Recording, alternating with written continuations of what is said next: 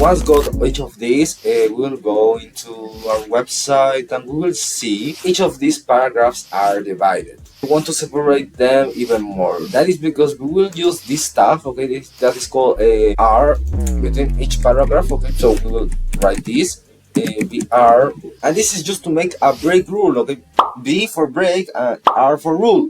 Break rule. And as you can see, there is a blank space between these paragraphs even more, okay. The same thing if you want to add a divider between both, this will be HR, and a abbreviation for horizontal rule, and we get this bar.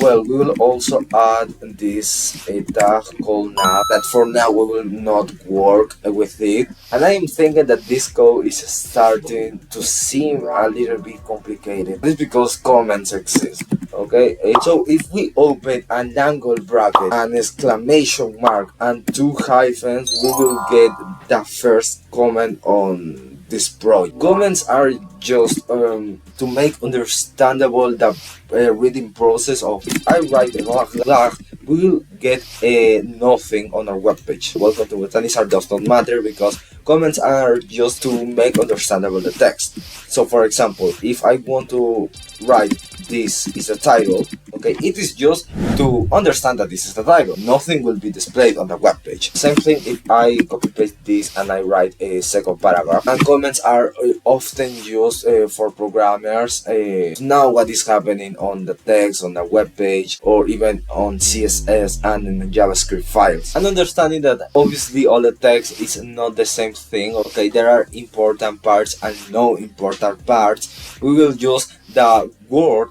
text group, as I want to call it, because obviously these are the options that if you use Microsoft Word, you will know that. If we open a new document of Microsoft Word, we will see that there is an option called bold, italic, underline, okay, and also in this one that is called a strike through. And each of these options, what makes is the first one, the bold, makes the text a little bit more robust. I don't know how to say it exactly. Okay, the italic, what makes is to italicize the text, like a more of curve. The underline text, what makes is just to set a line under the text, and the strike through that is over here, what makes is to create a middle line between all the text. What we do here with the new tools that we just learned is obviously to apply them. Okay, so I will unbold this part of the text called at Botanisar and just use tag B. This is for bold, obviously. Put the text between each of these tags. You notice that this text is a little bit more robust. To make italize the text,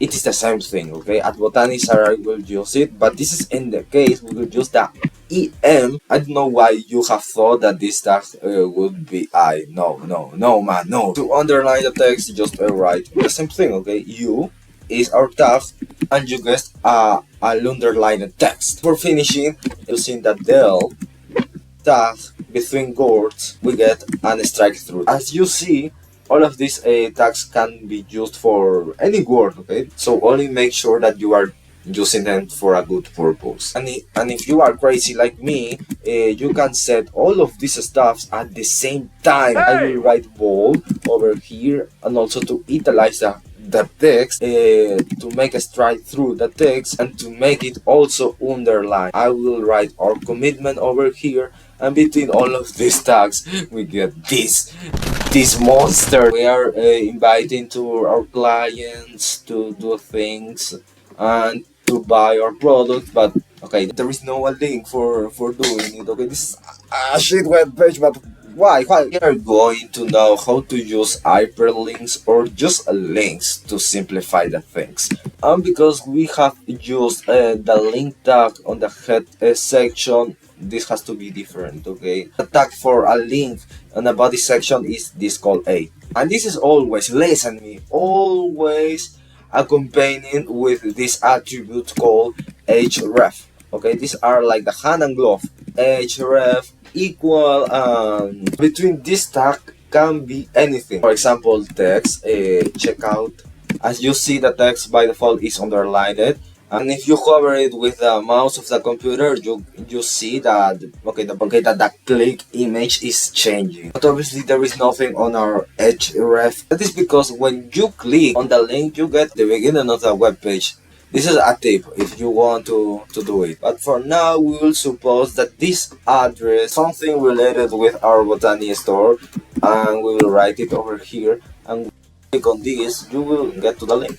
Okay, we have arrived to the link. But wait, I want to this link be displayed on a new tab. Don't worry, because this is easy. Before the angle bracket, just I write another attribute that is called target. Target, and automatically these things are displayed, and just write blank. Okay, that is an option actually. So we get this. And that is because we open this new link on another tab. Just as I said before, we can set anything between the A tags. Okay, so we will use another one because there are a lot of things to learn about HTML. Let me again present you another thing called the button tag.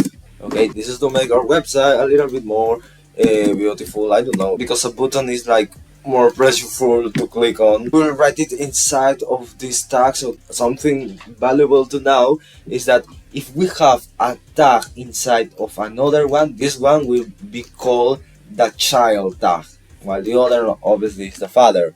What have you guessed that it would be? So getting our button, okay, it will be the same thing. Just open another tab, and yes, and that's all.